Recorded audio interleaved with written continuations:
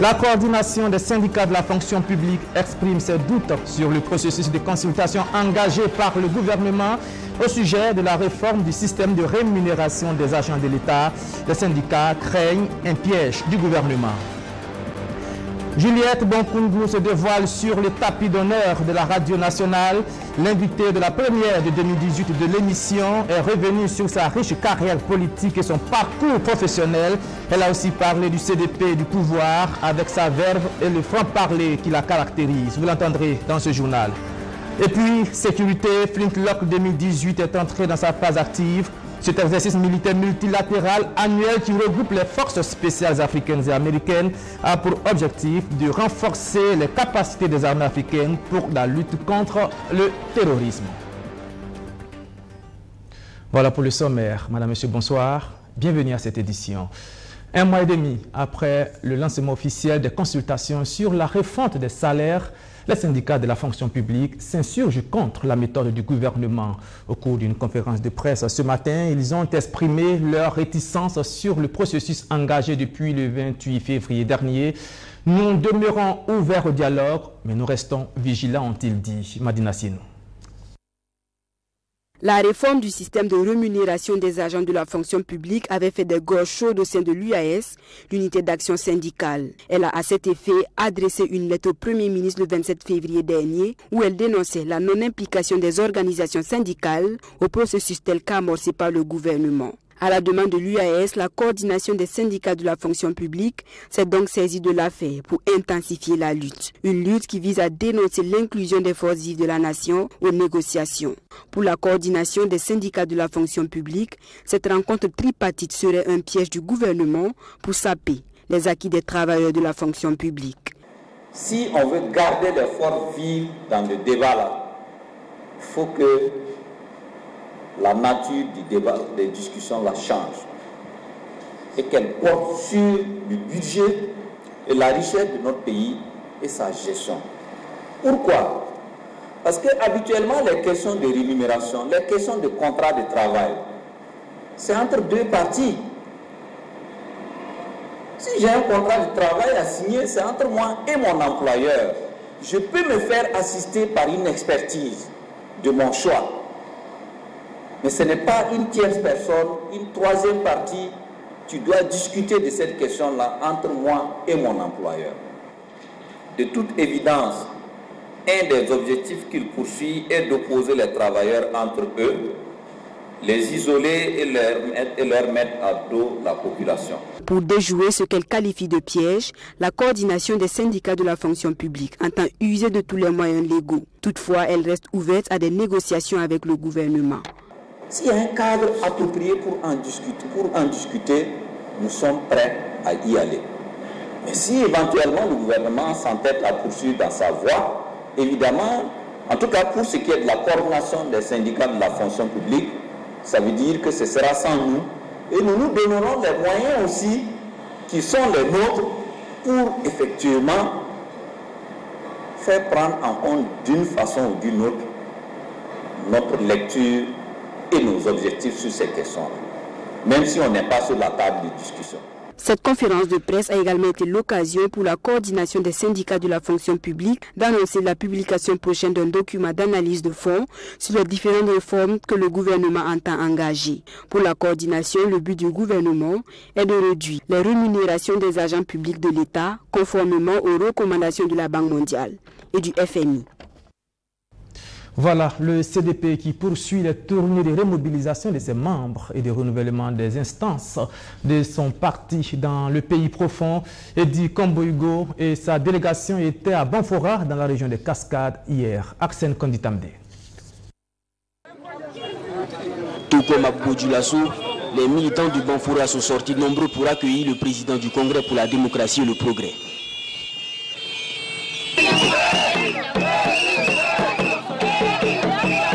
Ce 15 avril à Banfora, Edi Komboigo est venu renouveler les structures géographiques du parti et apporter un message de réconciliation et de remobilisation aux militants de la cité du paysan noir.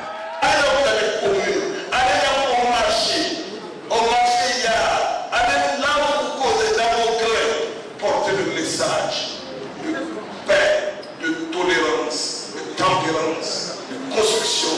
et de réconciliation pour notre chère nation.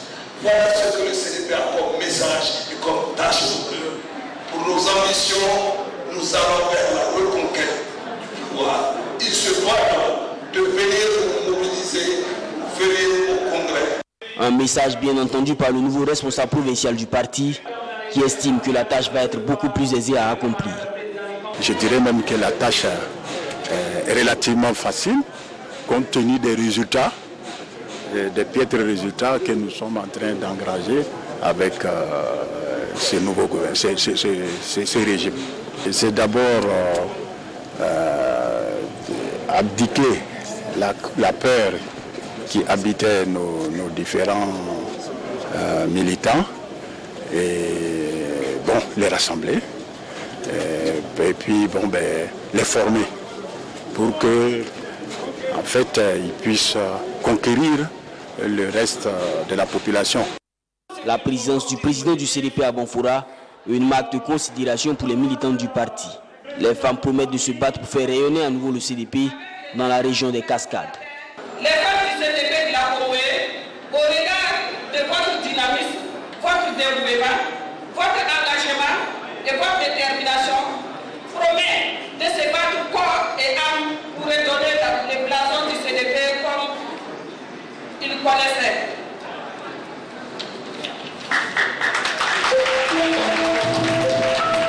C'est un défi que nous lançons et nous sommes convaincus de les remporter. L'ancien parti au pouvoir va tenir les 6 et 7 mai 2018 son prochain congrès. Un rendez-vous important pour le CDP qui espère revenir au pouvoir au soir des élections présidentielles de 2020. Elle totalise plus de 30 ans de carrière politique, toujours en cours d'ailleurs, et un parcours professionnel exceptionnel. Juliette Bonkungu, députée du CDP, était l'invitée du tapis d'honneur, l'émission de la radio nationale. Un moment d'échange et de dévoilement aussi depuis son fief de Koudougou, et elle n'a visiblement rien perdu de sa verve. Voici les coulisses et les temps forts de l'émission. À quelques minutes du début de l'émission, l'équipe de la radio nationale fait les derniers réglages. Il nous entend là. Dans un instant, Juliette Bonkungu sera dans ce fauteuil. Elle est l'invitée du tout premier numéro 2018 de l'émission Tapis d'honneur. Dans cette salle d'un hôtel de Koudougou, son fief, parents et amis attendent. Il est 10 heures presque lorsque celle qui compte plus de 30 ans de carrière politique et administrative fait son entrée et s'installe. Le tapis d'honneur déroulé à Madame Juliette Bonkungu, née Yambego, native du 8e de... C'est parti pour 2 heures d'émission. Juliette Bonkungu va revenir sur l'essentiel de son parcours politique et professionnel. Une trajectoire jalonnée de haut et de bas, comme lorsqu'elle est obligée d'abandonner son rêve de devenir avocate. C'est l'un des plus grands chocs de ma vie, confiera-t-elle. Elle finira magistrat. Mais avant, Julie, comme l'appellent affectueusement ses amis, va enseigner à l'ENAM. Elle n'a que 25 ans en 1979. Une parenthèse dont elle garde des souvenirs un peu difficiles. Un jour dans la salle, Feu Laousseni, qui a été directeur de cabinet puis maire à Tinkodougou, on a eu, enfin il estimait que je ne parlais pas fort. J'ai parlé fort encore, il dit je ne parle pas fort. J'ai dit mais monsieur Laousseni, si vous voulez, approchez-vous, comme ça vous pourrez mieux entendre. Il a dit que mais cette petite fille-là ne va pas me parler comme ça. Il a commencé à redresser ses manches de boubou pour venir me tabasser. Moi aussi, même si j'avais 25 ans, j'étais professeur, j'étais arrêtée. Ce genre d'anecdotes seront courantes dans son parcours. Directrice générale de la RTB, ministre de la fonction publique, Juliette Bonkungu sera aussi ambassadrice du Burkina Faso au Canada, l'un des plus grands pays d'exploitation minière au monde.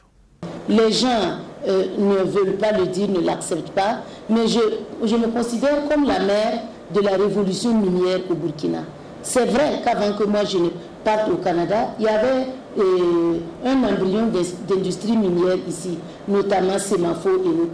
Mais quand je suis partie, j'ai traversé le Canada de long en large pour faire un plaidoyer en faveur des ressources minières de notre pays. Carrière professionnelle, Mais Juliette Bonkungu, la femme politique aussi, l'une des premières à fonder un parti, l'USD, l'Union des sociodémocrates, qui va rejoindre le futur CDP. Après l'insurrection populaire, elle va conduire la liste nationale du CDP aux législatives de 2015 à la demande du parti, raconte-t-elle. Elle est alors obligée de prendre sa retraite anticipée pour être en conformité avec la loi. Et croyez-moi, si pour une raison ou pour une autre, l'Assemblée nationale était dissoute, je suis sans travail, chômeur à plein, sans le sou. Est-ce qu'on peut prendre ce risque-là pour un parti si on n'a pas de conviction et si on n'a pas aussi de mérite pour être à sa tête? La présidence du CDP, on est sûr qu'elle s'y intéresserait de près. Moi, je ne serai pas candidate parce que je reste faiseuse de paix. J'ai joué un rôle avec mon ami Mélégué pour que le CDP ne se disloque pas. Je reste dans cette ligne-là. Mais qu'on ne vienne pas dire quoi. Si je veux être candidat, qui m'en empêche? Qui a plus de légitimité que moi pour être à la tête du parti? Le CDP n'est pas à vendre. Donc, je n'ai pas le sou, mais on ne vend pas le CDP. Puis, elle énumère les arguments de ses détracteurs, non sans amertume. Deux, elle est de Koutoukou. Et le CDP, c'est le parti de Blaise Compaoré, donc c'est le parti de Loubritenga et du centre. Nous, on ne peut pas prendre ça, donner au centre-ouest. C'est comme si c'était l'affaire de leur papa et on ne peut pas donner ça à quelqu'un de Koutoukou. Après un peu plus de 2 heures, le grand oral prend fin.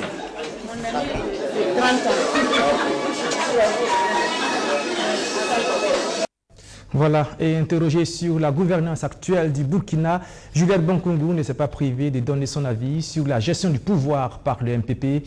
Écoutez son analyse. Vous avez les jeunes, ils veulent le pouvoir. C'est normal, ce sont nos enfants, ce sont nos petits frères parfois. Mais ils retiennent du pouvoir la V8, la belle secrétaire, le beau bureau, et puis l'argent et les vacances. Alors que le pouvoir, c'est pire que ça. Donc, qu'est-ce que vous voulez? Un chef d'État, à la limite, c'est tout et rien à la fois. Quand Blaise décidait quelque chose, Roch court par-ci dit, Salif traverse le nord et les Mélégués sont dans leur cascade en train de parler. Moi, je suis au Burkina. C'est les relais qui font le pouvoir. Et je note qu'au niveau du pouvoir MPP, apparemment, il n'y a pas beaucoup de relais.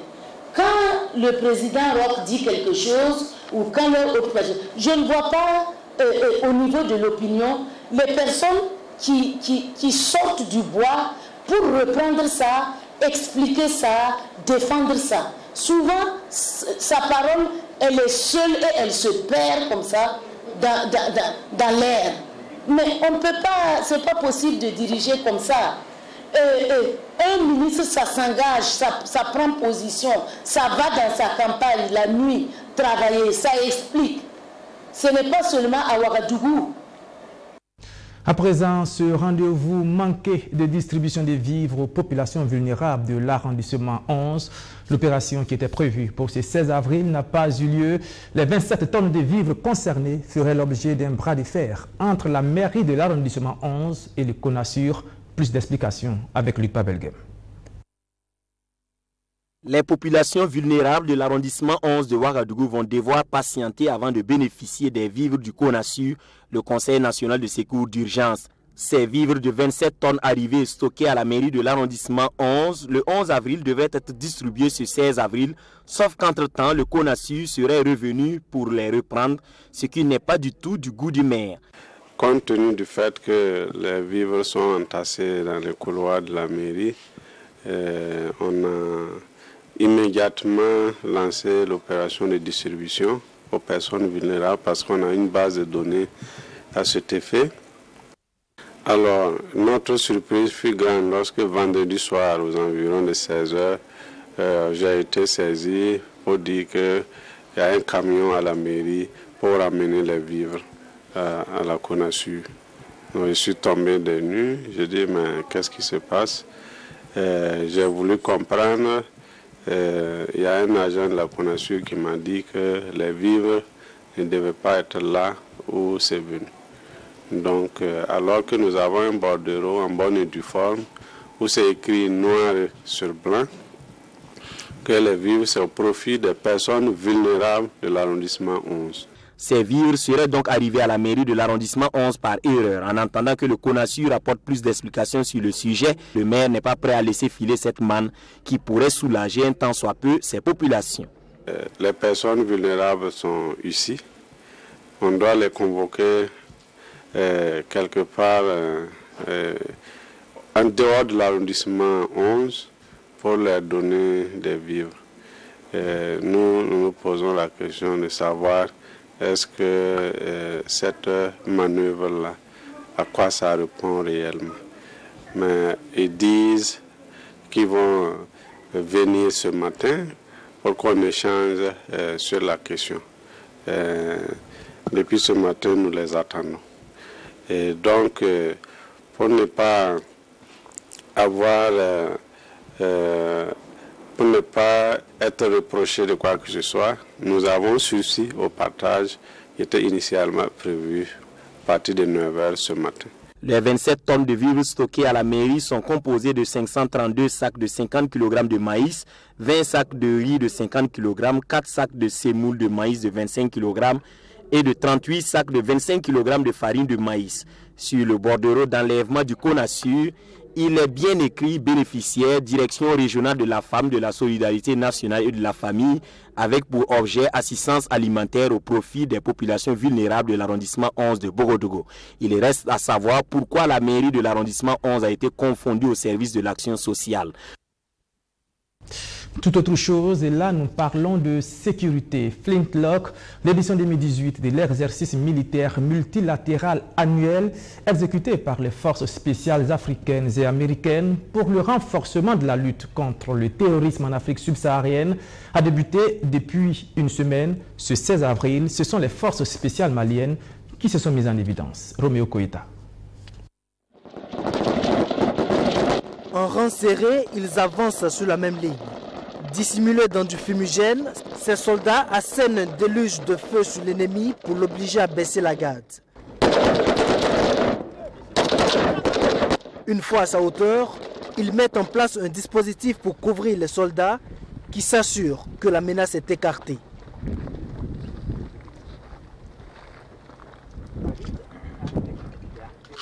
C'est l'exercice de démonstration de réaction à l'embuscade exécuté par les forces spéciales maliennes. 7 jours après le début de la formation, c'est déjà l'heure de la restitution pour ces soldats maliens sous la supervision de la force spéciale américaine à ce Flintlock 2018.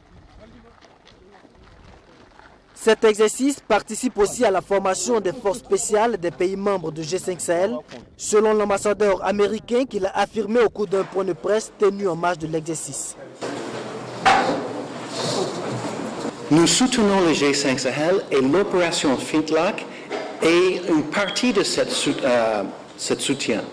Dans l'ensemble de notre partenariat avec les pays de G5 Sahel, il y a une partie pour détecter les menaces. Selon le chef d'état-major général des armées, le Flintlock est adapté à la menace terroriste et pourra être déterminant dans l'opérationnalisation du G5 Sahel. Je confirme que cet exercice est adapté et l'impact, en tout cas, de Flintlock depuis 2005 pour nos forces armées se traduisent par la formation de nos unités et par l'équipement aussi dont nous avons bénéficié. Et le fait d'avoir travaillé ensemble à l'occasion des exercices montés par Flintlock contribue à bien conduire en international, en PC international, les futurs PC du G5 Sahel. En plus de Burkina Faso, cet exercice militaire se déroule au Sénégal et au Niger où se trouve l'état-major général de Flintlock. Le 18 avril prochain, ce sera le tour des forces spéciales burkinabè de faire leur démonstration en technique de libération d'otages. Le Burkina Faso serait en nette progression au niveau de la norme 2016 de l'ITIE, l'initiative pour la transparence dans les industries extractives. C'est le résultat qu'a livré le rapport d'une évaluation entamée depuis juin 2016, écrit l'hebdomadaire L'économiste du Faso. Mais il y a encore des efforts à fournir pour franchir de nouvelles étapes. Vous l'aurez compris, c'est notre chronique écho de ce 16 avril et c'est signé Rémina Bernédier.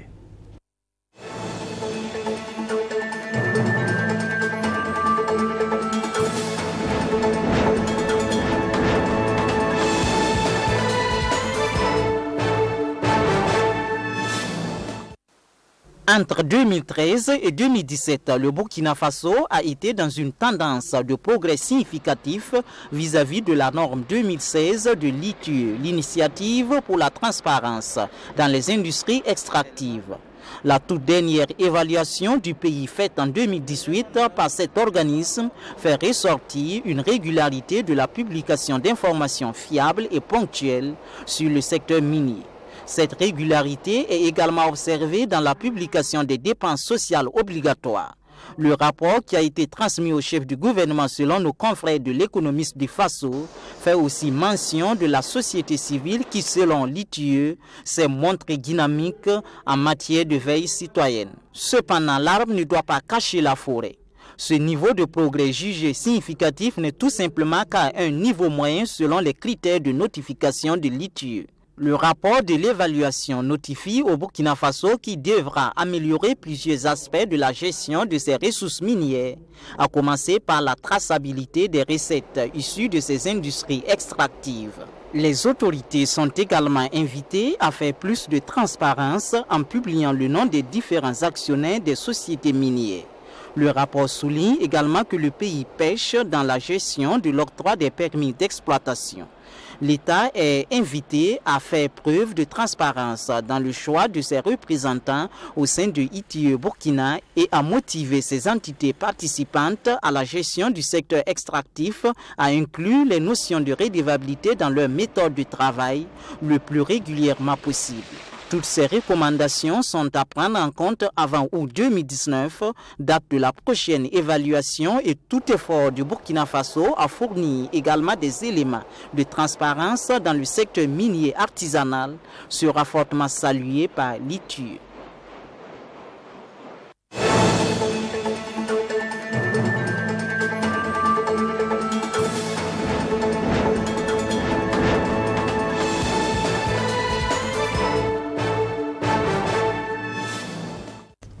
Culture pour terminer ce journal. Le Koundé 2018, c'est pour le 27 avril prochain et à 11 jours de l'événement, les organisateurs mettent les bouchées doubles. Pour cette édition, on annonce des grands artistes comme le Congolais Fally Ipupa, la Camerounaise Charlotte Dipanda ou encore la chanteuse nigériane Chidima. Natacha Ouedraogo.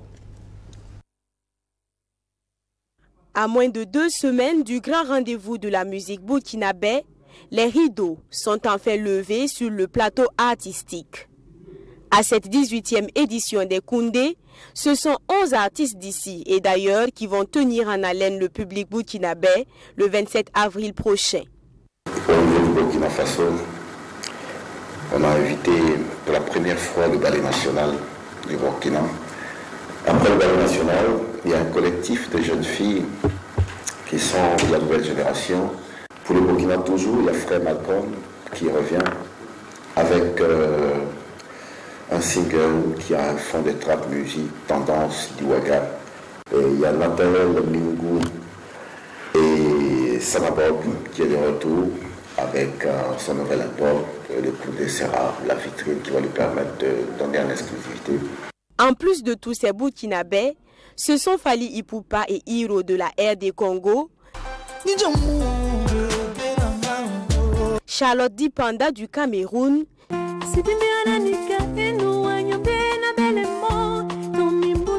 Chidima du Nigeria, Frost de la Côte d'Ivoire et Nel Oliver du Bénin, je suis né de nouveau, j'abandonne à tes... qui vont rehausser le niveau de la soirée. Koundé 2018, c'est aussi ses innovations. au niveau de la qualité des artistes invités, qu'on n'a pas l'occasion de voir au niveau du Burkina.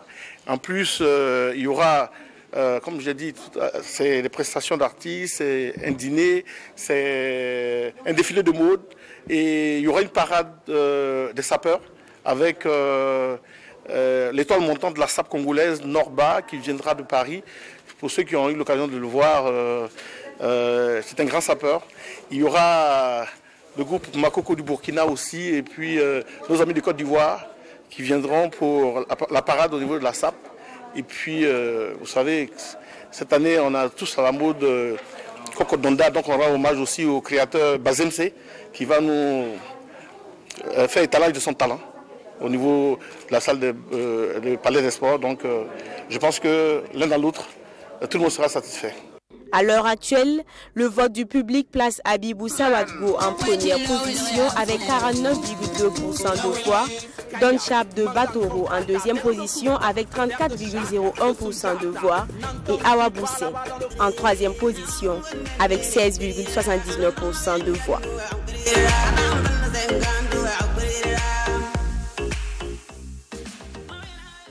Voilà, c'est la fin de ce journal. Merci de nous avoir suivis, mais restez sur la télévision BF1. Tout à l'heure à 21h, ça sera le Sport Time avec John William Somda.